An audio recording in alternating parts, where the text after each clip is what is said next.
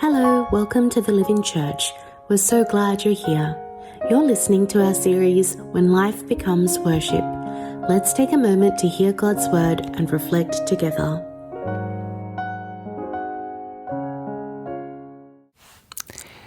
반갑습니다, 여러분. 예배 자리에 오신 모든 분들을 환영하고 축복합니다.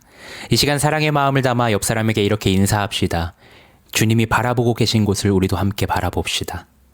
이 인사처럼 저와 여러분의 시선이 주님의 시선을 따라가며 닮아가는 믿음의 공동체가 되기를 소망합니다. 6월 한 달 우리는 담장을 넘는 예배라는 시리즈로 말씀을 살펴보고 있고 오늘은 그 마지막 시간입니다. 지난 3주 동안 우리는 In the room, at the table, out the door라는 제목으로 말씀을 나눴는데요. 먼저 예배 공동체는 성령님의 임재 가운데 시작되며 문화와 언어의 담장을 넘을 수 있는 공동체임을 보았습니다. 그리고 또한 예배 공동체는 사회 경제적 담장을 넘어 서로를 사랑으로 기다리고 그 하나됨을 지켜나가야 된다고 했죠. 더 나아가 지난주에는 예배 공동체가 성령님의 인도하심을 따라 세상으로 나아가야 하는 강물 같은 존재임을 살펴보았는데요. 그리고 오늘 우리는 In the Streets라는 제목으로 세상에 나아간 예배 공동체가 거리 한복판에서 어떠한 모습으로 서야 하는지를 나누며 담장을 넘는 예배 시리즈를 마무리하고자 합니다. 바라기는 오늘 선포되는 말씀을 통해 우리를 향한 주님의 마음을 깊이 깨닫고 매일의 삶에서 말씀을 살아내는 예배 공동체가 되기를 소망합니다. 기도하겠습니다. 사랑의 주님, 오늘도 우리를 예배자로 살아가게 하심을 감사합니다.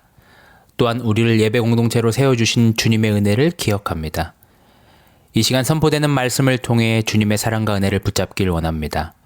주님, 우리가 성령님의 인도하심을 따라 세상으로 나아가며 세상의 소금과 빛으로 살아가는 공동체가 되게 하여 주세요.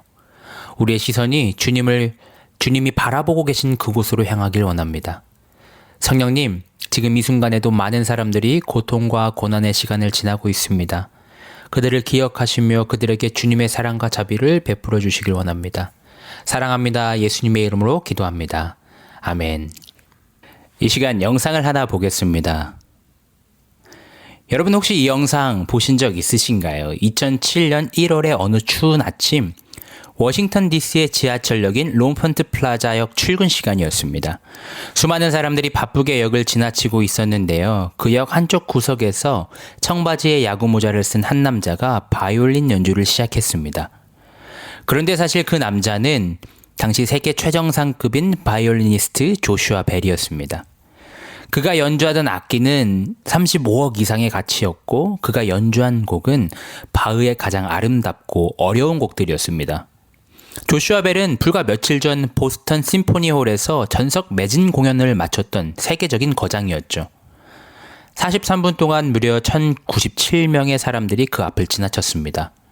하지만 멈춰서 그의 음악을 들은 사람은 단 7명이었고 43분 동안의 연주로 그가 거둬들인 총 수입은 고작 $32였습니다. 이 실험을 기획했던 워싱턴 포스트 기자는 사실 걱정이 많았다고 합니다. 사람들이 너무 몰려들어서 지하철역이 마비되면 어쩌지 하고 말입니다. 하지만 그런 일은 전혀 일어나지 않았습니다. 오직 단 한 사람만 조슈아 벨을 알아봤습니다. 그리고 이 실험은 세상을 향해 질문을 하나 던졌습니다. 우리는 잠시 멈춰 설 수 있는가? 오늘 우리도 이 질문 앞에 서기를 원합니다. 바쁜 일상을 살아가다 보면 주위를 살펴볼 여유도 없고 결국 멈춰서지 못할 때가 참 많습니다. 만약 그날 우리가 그 지하철역에 있었다면 우리는 가던 길을 멈출 수 있었을까요? 오늘 우리가 함께 살펴볼 사도행전 3장에도 이와 비슷한 장면이 펼쳐집니다. 때는 오후 3시였습니다. 베드로와 요한이 성전으로 올라가고 있었습니다. 오후 3시는 유대인들에게 저녁 제사와 함께 드리는 공중 기도 시간이었습니다. 그들에게는 목적지가 있었고 기도라는 해야 할 일이 있는 바쁜 사람들이었습니다. 그런데 그들이 성전으로 올라가는 그 길, 성전문 중 하나인 아름다운 문 앞에 한 사람이 있었는데요. 본문 2절 말씀을 보면 그를 이렇게 소개합니다. 나면서부터 못 걷는 사람을 사람들이 떠매고 왔다. 그들은 성전으로 들어가는 사람들에게 구걸하게 하려고 이 못 걷는 사람을 날마다 아름다운 문이라는 성전문 곁에 앉혀놓았다. 사도행전 4장 22절 말씀을 보면 이 사람이 40살이 넘었다는 것을 알 수 있죠. 40여 년 동안 그는 매일 아침 스스로 일어날 수 없었습니다. 누군가가 와서 그를 들어 올려야 했고 옮겨야 했습니다. 사람들이 그를 아름다운 문 앞에 데려다 놓은 것은 당시로서 그것이 가장 현실적인 생존 방법이었기 때문입니다. 예배하러 가는 사람들이 가장 후하게 구제를 베푸는 장소가 바로 성전 입구였습니다. 오늘 본문을 보면 아름다운 문 앞에 아름답지 않은 안타까운 현실이 있었습니다. 그리고 그 앞을 날마다 수많은 사람들이 지나쳤죠. 그런데 베드로와 요한은 그 아름답지 않은 현실 앞에 발걸음을 멈췄습니다. 여러분, 오늘 이 장면 속에서 문을 열고 세상의 거리로 나아가는 예배 공동체가 기억해야 할 모습이 있습니다. 그것이 무엇인지 이 시간 말씀을 통해 함께 살펴보길 원합니다. 첫째, 거리로 나아가는 예배 공동체는 그곳에 있는 사람들을 눈여겨보는 자들입니다. 여러분, 베드로와 요한이 성전으로 향할 때 이 못 걷는 사람은 늘 하던 대로 그들에게 구걸했습니다. 구제하소서, 구제하소서. 그가 하루에도 수백 번씩 반복했던 말이죠. 보통 그가 이렇게 구걸하면 대부분의 사람들은 눈길 한번 주지 않고 성전 안으로 쏙 들어가 버리거나 미안한 마음에 동전 몇 개를 그에게 던져주고 갔습니다. 그것이 이 사람이 겪던 일상이었습니다. 그런데 오늘 본문을 보면 베드로와 요한은 달랐습니다. 성경은 베드로와 요한이 그를 눈여겨보았다고 기록합니다. 여기서 눈여겨보았다는 것은 단순히 흘낏 쳐다보았다는 뜻이 아닙니다. 대상을 향해 시선을 고정하고 마음을 담아 집중해서 바라보는 것을 의미합니다. 실제로 사도행전에서 이 단어가 몇 번 더 등장하는데요. 사도행전 7장에서 스데반이 성령이 충만하여 하늘을 우러러 주목할 때, 그리고 10장에서 고넬료가 환상 중에 천사를 똑바로 바라볼 때 쓰인 단어와 같은 단어입니다. 그 강렬하고 집중된 시선으로 지금 베드로와 요한은 길가에 주저앉은 이 사람을 바라보고 있는 것입니다. 그런데 여러분, 여기서 한 가지 질문이 생깁니다. 베드로와 요한은 왜 성전으로 향하던 그 바쁜 발걸음을 멈추고 하필 이 사람을 깊이 눈여겨보았을까요? 저는 그 이유가 그들이 예수님의 제자였기 때문이라고 생각합니다.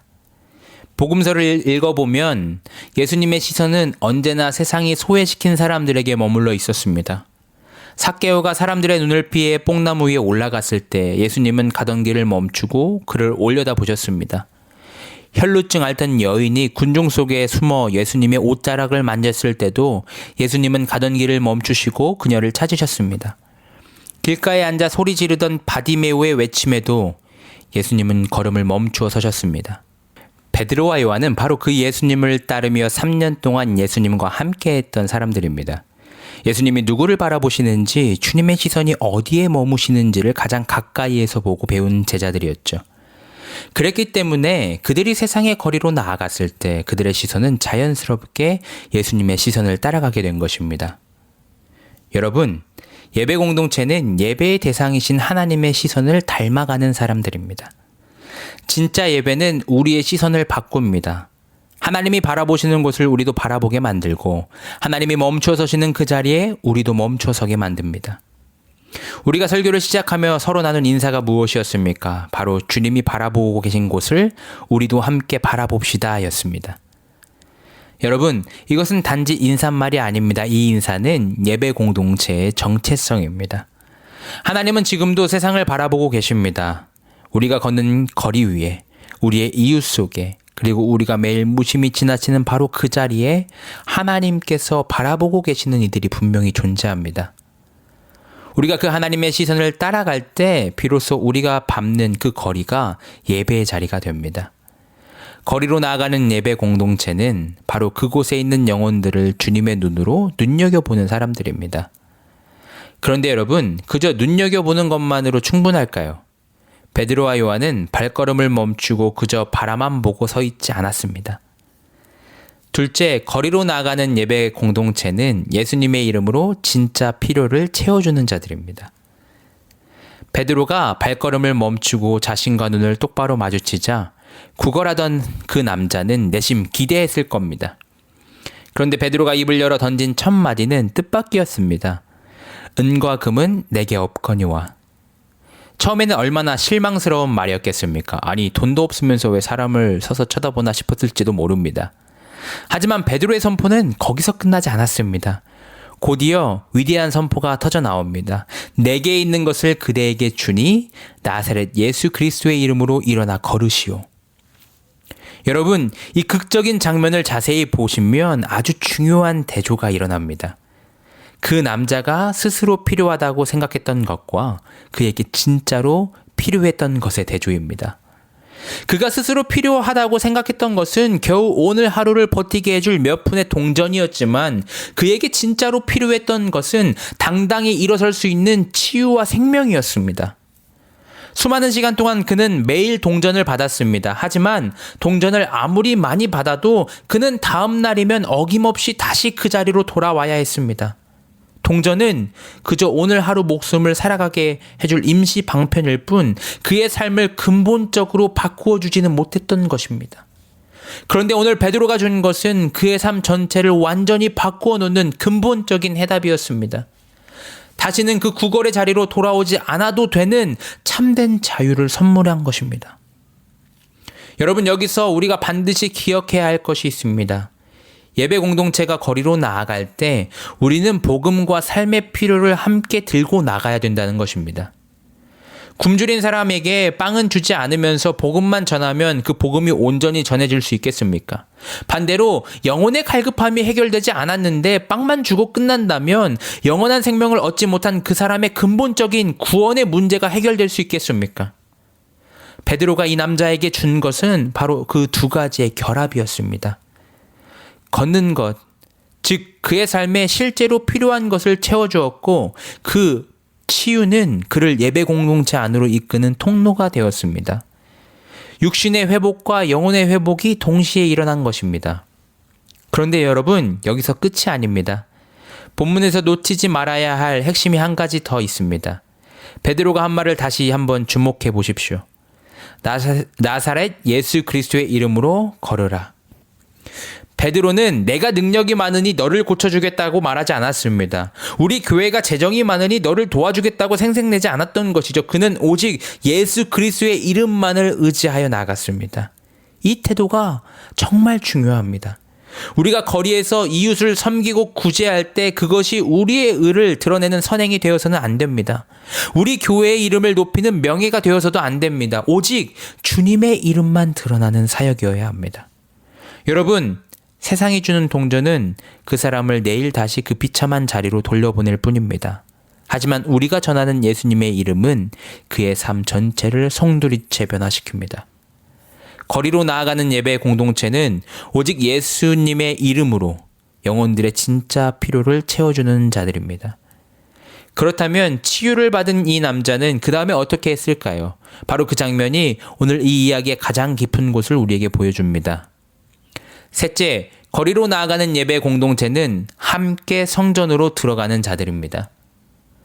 주님의 능력으로 즉시 다리와 발목에 곧 힘을 얻은 이 남자가 가장 먼저 한 일이 무엇입니까?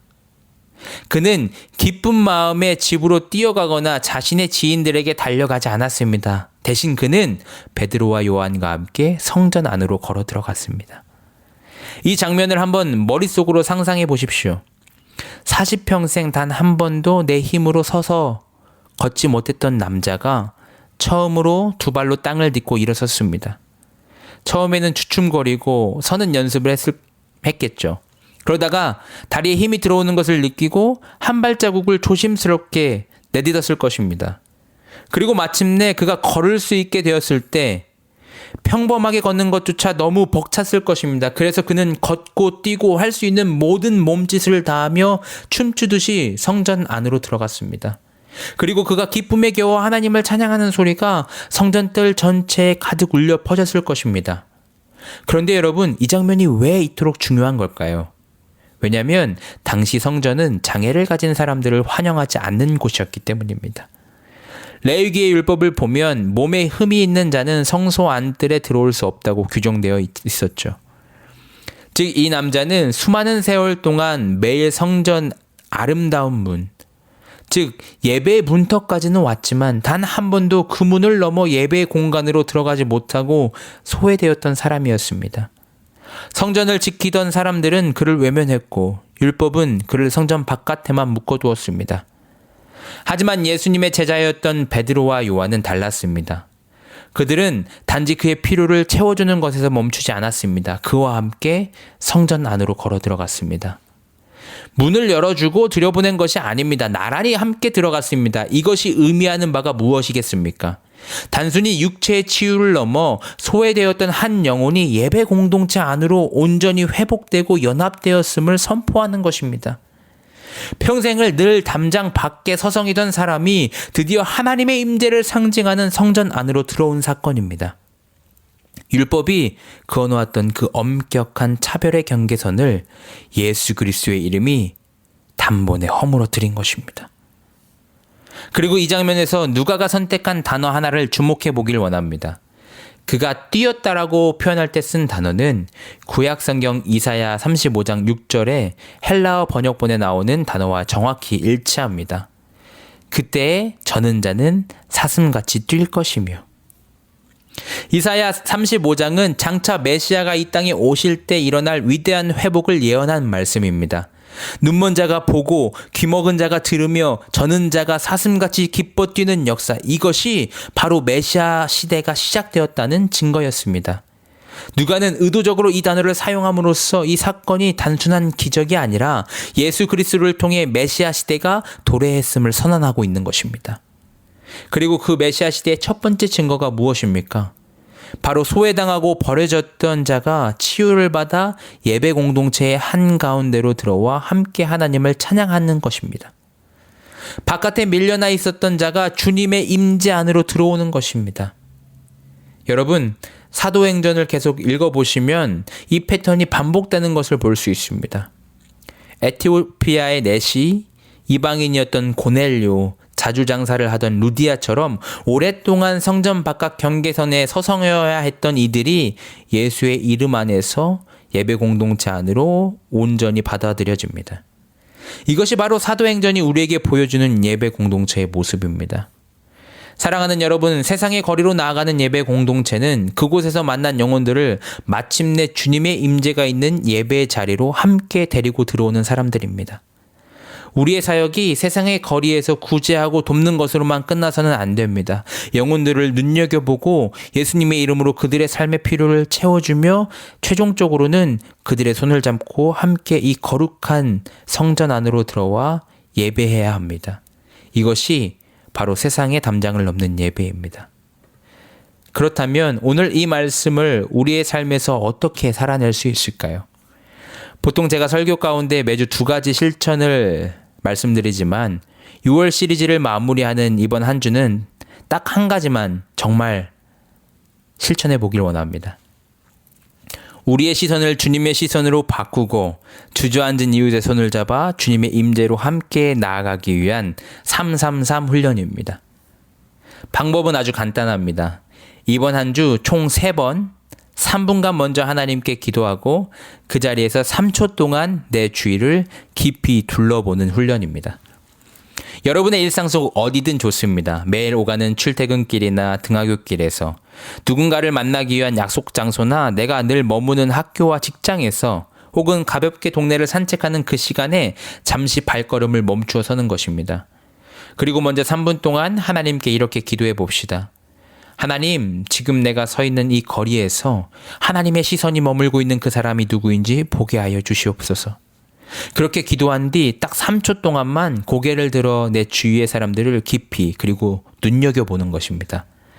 그러면 그동안 내 문제에 갇혀 바빠서 보지 못했던 지인의 처진 어깨가 보일 수 있습니다. 혹은 늘 밝게 웃고 있던 직장 동료의 지친 눈빛이 눈에 들어올 수도 있죠.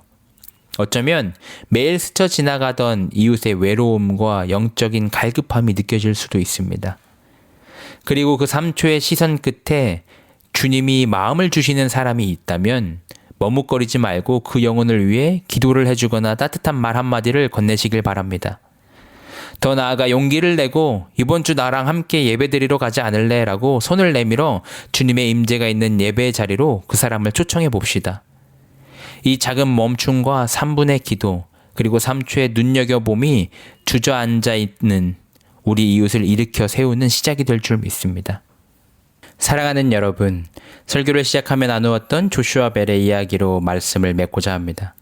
당시 워싱턴 지하철역을 지나던 수많은 사람은 바쁜 일상 때문에 가던 길을 멈추지 못했고 결국 제 발로 걸어온 위대한 음악을 놓쳐버렸습니다. 오늘날 우리 예수님도 성전문을 넘어 저 세상의 거리 한복판에서 가장 소외되고 아픈 이들의 모습으로 우리 곁을 지나고 계실지 모릅니다. 우리는 과연 잠시 멈추어 설 수 있겠습니까? 우리가 살아가는 세상은 여전히 아름답지 못한 현실이 가득합니다. 하지만 세상이 주는 동전 몇 푼으로는 결코 그들의 인생 문제를 해결할 수 없습니다. 세상의 구제와 선행만으로는 영혼을 구원할 수 없습니다. 오직 나사렛 예수 그리스도의 이름만이 무너진 영혼을 근본적으로 일으켜 세우고 걷게 하며 기뻐 뛰게 만들 수 있습니다. 이번 한 주 예수 그리스도의 이름의 능력을 가슴에 품고 거리로 나아갑시다. 주님의 시선이 머무는 그 사람을 향해 내 발걸음을 멈추고 그들의 진짜 필요를 채워주며 그들의 손을 잡고 함께 주님의 임재 안으로 나아갑시다. 그리하여 우리가 나아가는 거리마다 주저앉은 자들이 일어나고 하나님을 향한 기쁨의 찬양이 가득하게 되는 담장을 넘는 예배가 시작되기를 간절히 소망합니다. 아멘.